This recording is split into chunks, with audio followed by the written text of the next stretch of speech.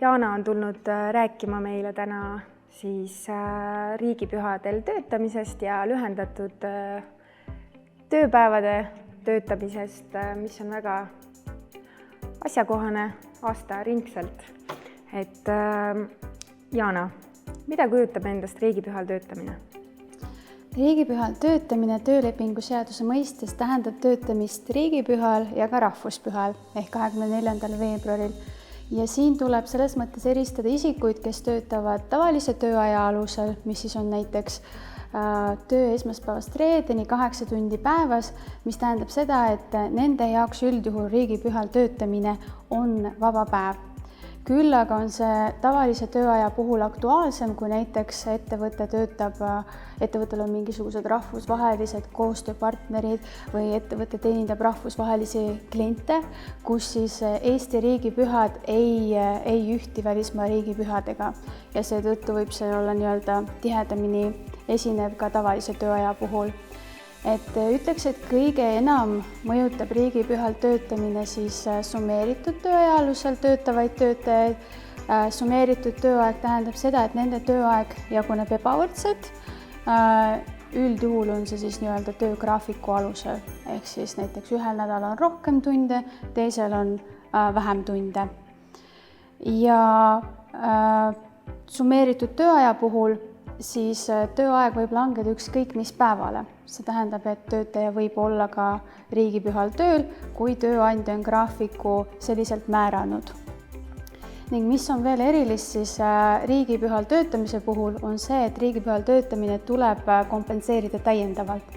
Ehk siis riigipühal töötamine eeldab 2-kordse töötasu maksmist ja seadus näeb ette ka see eeldus, et kõigepealt tuleb hüvitada rahas ja ainult poolte kokkuleppel on võimalik hüvitada seda ka täiendava vaba ajaga.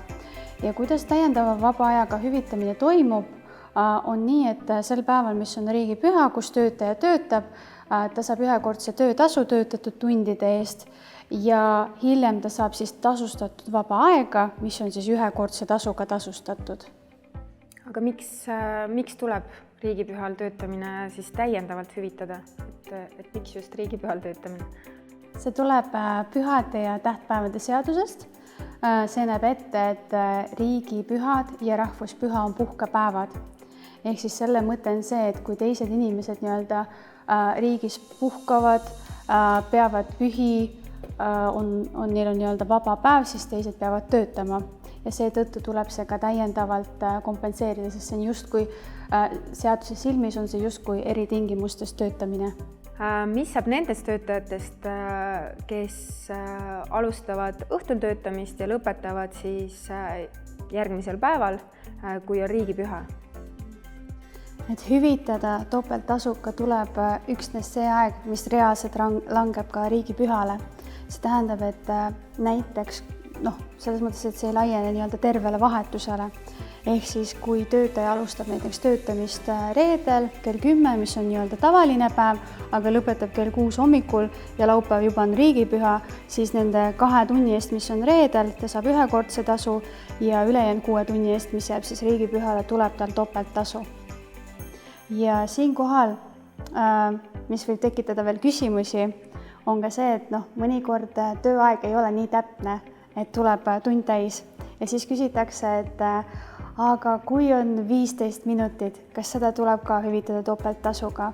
Siis vastuses on jah, loomulikult kogu tööaeg, mis langeb riigipühale, tuleb topelttasuga hüvitada ja sisuliselt tööandjal on siin võimalik kuutasu või tunnitasu põhjal arvestada minutitasu, võtta arvesse siis töötatud minutid riigipühal ja korrutada selle 2-ga, et ikkagi tuleb ka siin minutid hüvitada riigipühal.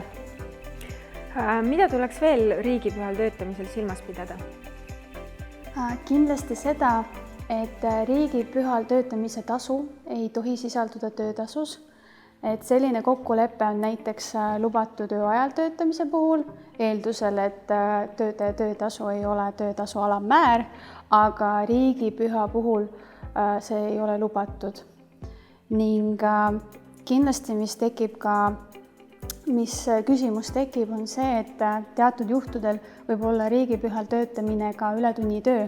et näiteks isikud, kes töötavad tavalise tööaja alusel, et nagu sai mainitud, siis nende jaoks on üldjuhul nii-öelda riigipüha vaba päev ja kui ta peab sellel päeval töötama, siis see on tema jaoks ületunnitöö ning ületunnitööd saab teha ikkagi tavapäraselt ainult poolte kokkuleppel.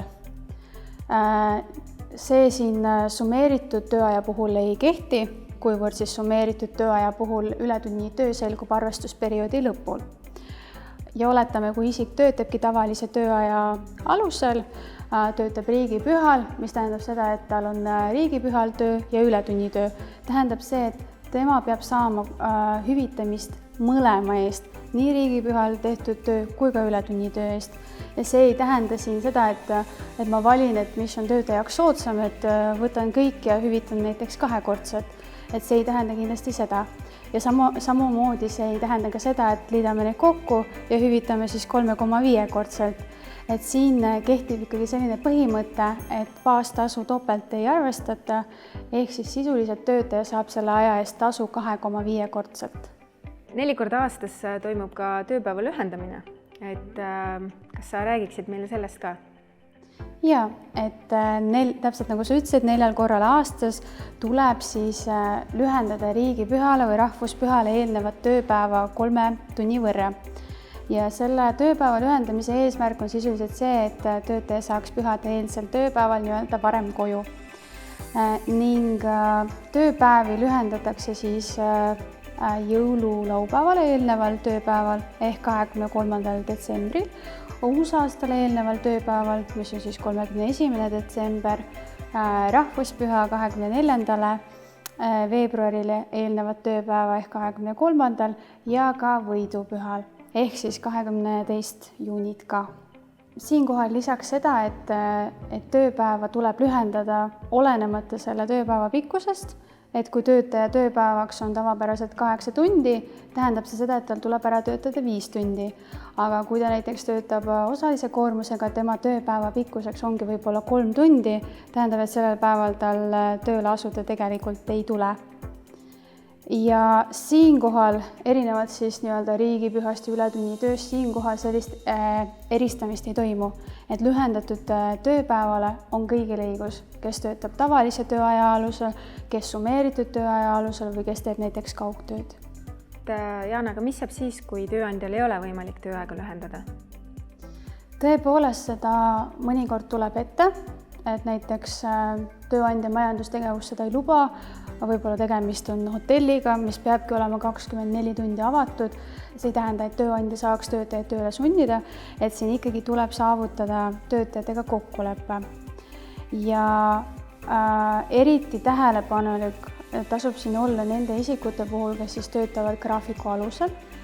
Kui tööandja ei ole varasemalt küsinud näiteks, kes on nõus lühendatud päeval töötamisega, siis tuleks kindlasti tähelepanelikult vaadata vähemalt graafiku kättesaamise hetkel, kas see isik on, kas töötaja on siis nii-öelda tööle märgitud või mitte, sest see õige hetk keeldumiseks on hiljemalt graafiku kättesaamise hetkel ja kui töötaja oma õigust ei kasuta, võib-olla ta avastab vahetult enne seda, et tööpäeva lühendamine peaks olema, et ta ikkagi ju ei taha töötada täispikka tööpäeva, et siis on juba kahjuks hilja, et siis ainult poolte kokkuleppel toimub töögraafiku muutmine.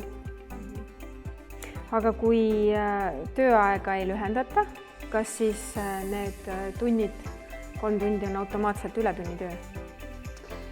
Kui me räägime tavalisest tööajast, siis jah, kui ta töötab need 3 tundi ära, see ei sisaldu tema tööaja normis, on tegu ületunnitööga. Aga summeeritud tööaja puhul, ehk siis isikud, kes tavaliselt töötavad graafiku alusel, nende puhul on jällegi erisus, kuna nende arvestusperiood võib olla tavapäraselt 1 kuust 4 kuuni, see tähendab, et võib-olla mõnel kuul ta töötab vähem ja tegelikult kokkuvõttes tal ületunnitööd ei tekigi. Kas on veel mingeid siis tähelepanekuid või mõtteid selle lühendatud tööpäeva osas, mida sa tahaksid välja tuua? Ma võib-olla lisaks nii palju veel selle eelmise küsimuse juurde seda, et väga paljud töötajad, nad teevad juba kokkulepped ära. Nad ütlevad, et need, kes töötavad siis nii-öelda summeeritud tööaja alusel graafikuga, nad ütlevad, et jah, ma olen nõus töötama ja nad eeldavad, et see on nii-öelda ületunnitöö. Aga see, et see ei pruugi olla ületunnitöö, seda peaks kindlasti arvestama juba kokkuleppe tegemisel ja kaalumisel, et kas võtta vastu või mitte. Ja tööandja küsimuseks võib olla, et aga mida siis teha, et on ju vaja, et keegi töötaks selle aja jooksul, siis tööandja võib siin kasutada erinevaid meetmeid, ta võib kas leida täiendavat tööjõudu selleks ajaks või pakkuda näiteks kõrgemat tunnitasu, mis võiks siis nii-öelda motiveerida töötajaid. Ja mida ma veel lisaks, on tööpäeva lühendamise hetk. Et tavapäraselt lühendatakse tööpäeva nii-öelda tööpäeva lõpust ja selles mõttes see on igati kooskõlas seaduse eesmärgiga, et eesmärgiks on ju, et töötaja saaks pühade eelsel päeval varem koju. Aga ja nii-öelda praktikas tegelikult seda ka tehakse tööpäeva lõpust ja töötajad seda eelistavad, aga tegelikult töölepingu seadus ei sätesta seda hetke, millal peab tööpäeva lühendamine aset leidma. Sisuliselt see tähendab seda, et ei ole keelatud ka tööpäeva lühendamine algusest, näiteks nõnda, et töötaja tuleb 3 tundi hiljem tööle. Et see on minu poolt kõik. Aga kui teil tekib täiendavaid küsimusi, siis võtke julgelt ühendust Tööinspektsiooni nõustamisjuristidega telefonil 640 6000 või kirjutage aadressil jurist@ti.ee. Aitäh! Aitäh, Jana! Ma loodan, et riigipühadel töötamine ja lühendatud tööpäev on pisutki selgem.